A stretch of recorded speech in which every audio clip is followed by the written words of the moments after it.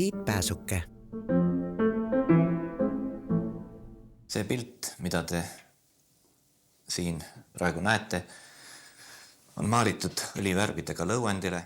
Maalinud olen ma seda ligikaudu 2 kuud tööst vabal ajal.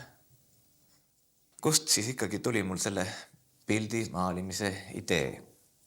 See küsimus on väga niisugune õrn küsimus. Ma ei tahaks selle üle väga juureldagi, kust tuleb loojale idee, see mõte, see võib olla nii arglik ja tagasihoidlik, et kui hakkad uurima, et ta ei tulegi teinekord enam.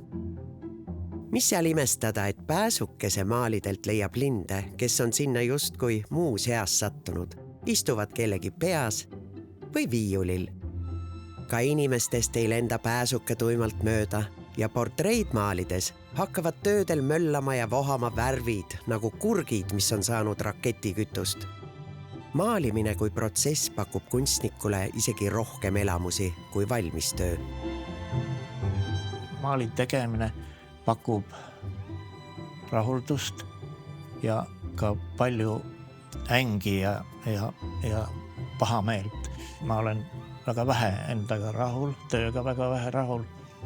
Ma ei ole rahul, kogu aeg tuleb ümber teha ja ka minuga juhtub seda sageli, et ma rikun oma pildi ära. Isegi töö, mis on olnud näitusel, tuleb tagasi.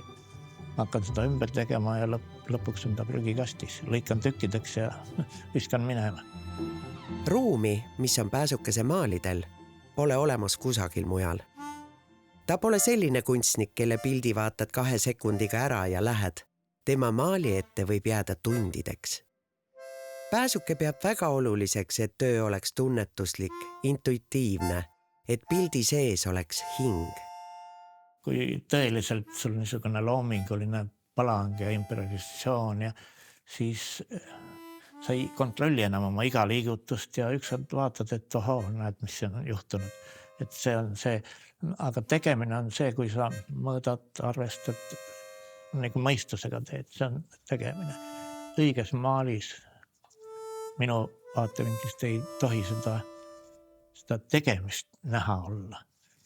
Aga see on näha, mis on sündinud, mitte tehtud.